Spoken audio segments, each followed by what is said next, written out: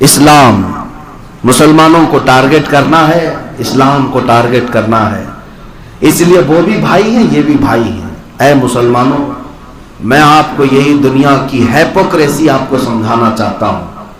یہ جو سیکولرزم کا دعویٰ کیا جاتا ہے، سیکولرزم اور آزادی رائے، یہ سب باتیں کیا ہیں جانتے ہیں؟ Freedom of speech, freedom of expression. یہ دنیا نے جو نئی نئی چیزیں ایجاد کی ہیں، یہ صرف اور صرف مسلمانوں کے خلاف بھونکنے کے لیے۔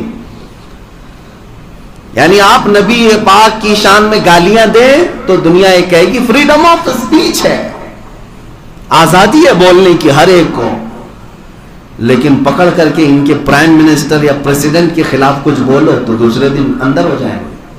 کیوں؟ فریڈم آف اسپیچ صرف اور صرف اسلام کے خلاف بولنے والوں کو دی جاتی ہے، فریڈم آف ایکسپریشن صرف اور صرف قرآن اور اسلام کے خلاف بولنے والوں کو دی جاتی ہے، باقی کسی اور کے ساتھ نہیں۔ یہ دوہرا معیار ہر زمانے میں رہا ہے۔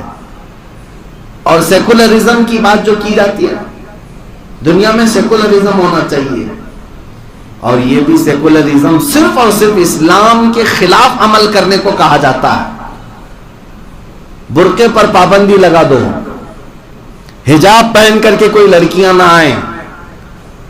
کالجز میں ابھی کرناٹک میں بھی یہ مسئلہ چل رہا تھا، ان سے پوچھا جائے تو صرف بات یہ یہاں سیکولرزم ہے، مذہبیت نہیں آنا چاہیے، سب جس طرح سے جی رہے ویسے رہو۔ یہ سیکولرزم صرف برقعے اور حجاب کے لیے کیوں ہے؟ کبھی کسی عیسائی نن کے خلاف تو بات نہیں ہوئی آج تک۔ عیسائی عورتیں بھی پورے حجاب میں رہتی ہیں، نہیں دیکھا ان کی عورتوں کو؟ وہ صرف چہرہ کھلا رکھ کر باقی پورا پہنتی ہیں۔ آج تک دنیا میں ان عورتوں کے خلاف نہ کسی گورنمنٹ نے کوئی رول پاس کیا، نہ کسی مال نے پابندی لگائی، نہ کسی کالج یا یونیورسٹی نے یہ کہا کہ آپ نن ہیں تو یہ پہن کے نہیں آ سکتی۔ یہ سیکولرزم بھی صرف اور صرف مسلمانوں کے خلاف استعمال کیا جاتا ہے۔ جاب دینے کے لیے داڑھی چھلا کر کے آؤ، آپ داڑھی مڈا کر کے آؤ۔ مجھے یہ سمجھ میں نہیں آتا مسلمان کی داڑھی میں کیا کانٹے لگے رہتے ہیں جو ان کو بہت چبھتے ہیں؟ ہاں سیکولرزم ہے، ہمارے یہاں سیکولرزم ہے، آپ داڑھی نکال کر کے آؤ، جیسے سارے لوگ ہیں ویسے ہیں۔ سیکولرزم کا یہ چوغا صرف اور صرف مسلمانوں کے خلاف استعمال کیا جاتا ہے، لیکن ایک پنجابی سکھ داڑھی رکھ کر کے پرائم منسٹر بھی بن سکتا ہے، اس سے نہ پگڑی اتاری جاتی ہے اور نہ داڑھی اتاری جاتی ہے۔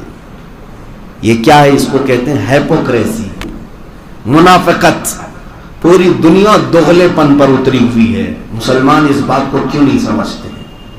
میرے عزیزوں، میری ان باتوں کا خلاصہ ایک ہی ہے، جب تمہیں پتا ہے کہ تم ہی ان کے ٹارگٹ ہو، تم ہی ان کے نشانے پر ہو، تیری کٹھری تاکی ہے اور تو نے نیند نکالی ہے۔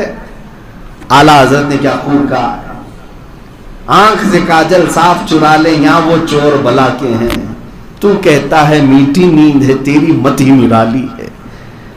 اعلیٰ حضرت نے یہ جگایا تھا مومنین کو، اور ساری دنیا تیری گٹھری تاکی صرف اور صرف تمہاری دشمنی پر ہے، اور دشمنی کس بات کی ہے؟ تمہارے جائیداد کی نہیں، یہ بڑے پیسے والوں سے تھوڑی نا ان کی دشمنی، ان کے سینوں میں جو موجود ایمان ہے اس کی دشمنی ہے۔ یہ ایمان انہیں بہت بلندی تک لے جا سکتا ہے، انہیں اچھی طرح سے معلوم ہے۔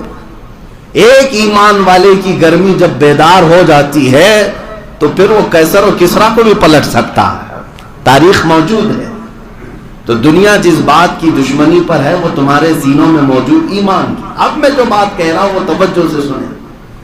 جب آپ کو پتا ہے کہ پوری دنیا مجھے ہی ٹارگٹ پر رکھی ہوئی ہے، پوری دنیا کو میرے ہر عمل سے تکلیف ہے، تو کیوں میں ان کو راضی کرنے کے لیے کبھی داڑھی نکالوں، کبھی ٹوپی چھپاؤں، کبھی لباس بدل دوں، کبھی جو ہے سیکولر بن کر کے آ جاؤ کہ نہیں میاں تم بھی ہمارے ہم بھی ہمارے۔ تمہیں پتا ہے تمہارے پورے کے پورے بدل جانے سے بھی یہ دنیا تم سے راضی نہیں ہوگی، اس لیے صرف اور صرف تمہارے پاس راستہ ایک ہی بچتا ہے۔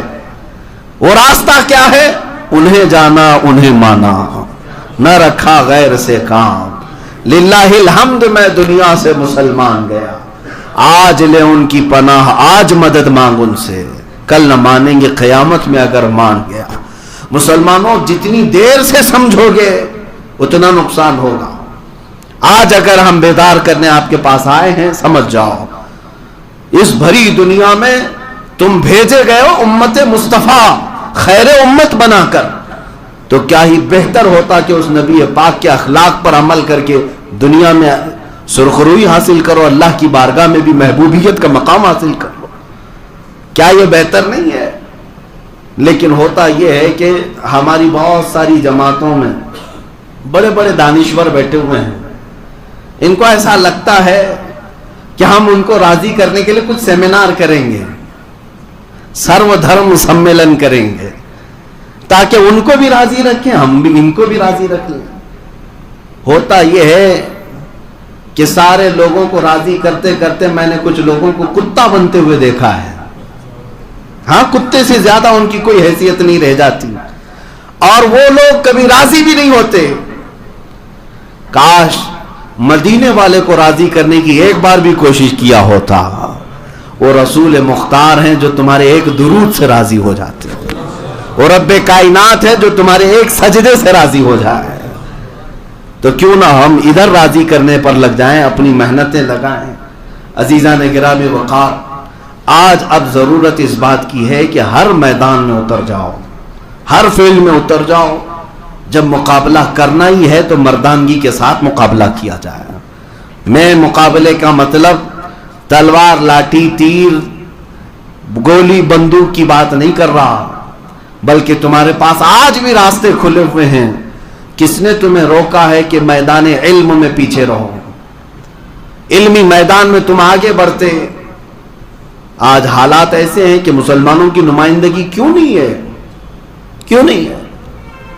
اکثر ہائیسٹ ان کی تعلیم 12ویں 15ویں تک ہو جاتی ہے، اس کے بعد پھر واپس چلے آتے ہیں رکشہ چلانے کے لیے۔ کیوں؟ کس نے تمہیں یہ چیزیں روک رکھا ہے؟ تم چاہتے ہو تو آج بھی بہت ساری چیزوں کو فتح کر لیتے ہیں۔ علم کا میدان آج بھی کھلا ہے، اللہ نے تمہیں ذہنیت عطا کی ہے، عقل عطا کیا ہے، اور اس عقل پاک کو استعمال کر کے تم اپنے جھنڈے گاڑ سکتے ہیں۔ ابھی میں آپ کو بتاؤں، اسلام ترقی کے راستے میں کبھی رکاوٹ نہیں بن سکتا، نہ تمہاری داڑھی نہ تمہاری ٹوپی، بلکہ میں سمجھتا ہوں کہ ہر کامیابی کا راستہ میرے نبی کے قدموں سے ہو کر گزرتا ہے۔ یہ تم اپنی طاقت منوا سکتے۔ آج لوگ یہی سمجھتے ہیں کہ لوگ ہمیں مار رہے ہیں، لوگ ہمارے خلاف بھڑکاؤ بھاشنیں کر رہے ہیں، نعرے لگا رہے ہیں، اس کا جواب کیا ہوگا؟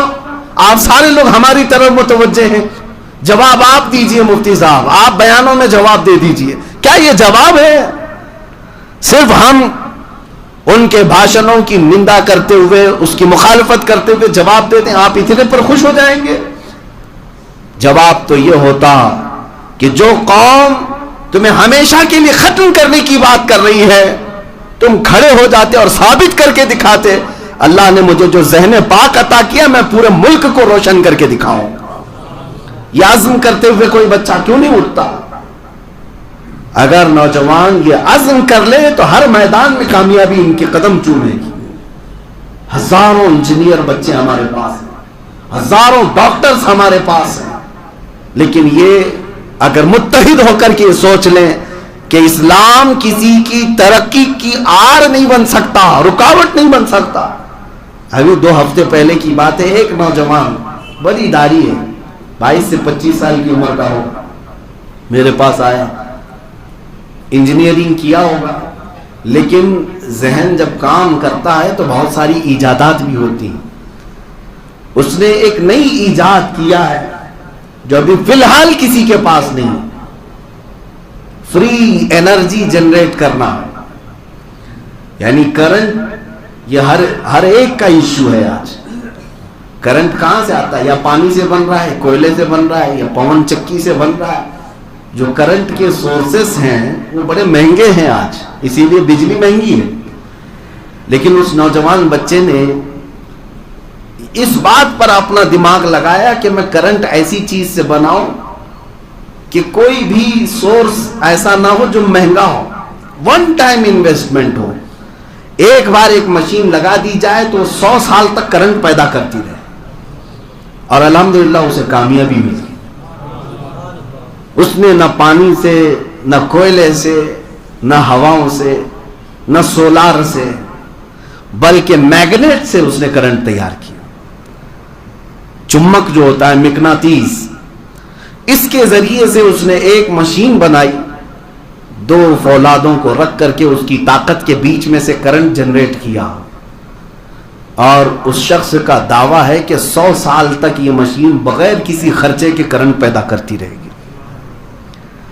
اس ایجاد کو دیکھ کر دل میں بڑی خوشی ہوئی، اللہ کرے کہ اسے کامیابی ملے۔ اس کے پیچھے بہت سارے لوگ نان مسلم اپنی طرف بلانے کے لیے بڑی بڑی کمپنیوں والے آتے رہے، لیکن اس نوجوان نے ہماری طرف آ کر کے ایک بات یہ کہی، میں چاہتا ہوں کہ دنیا کو یہ بتاؤں کہ رسول اللہ کا غلام کسی میدان میں پیچھے نہیں رہتا۔ عزیزان گرامی، یہ کامیابی کو چھونے والے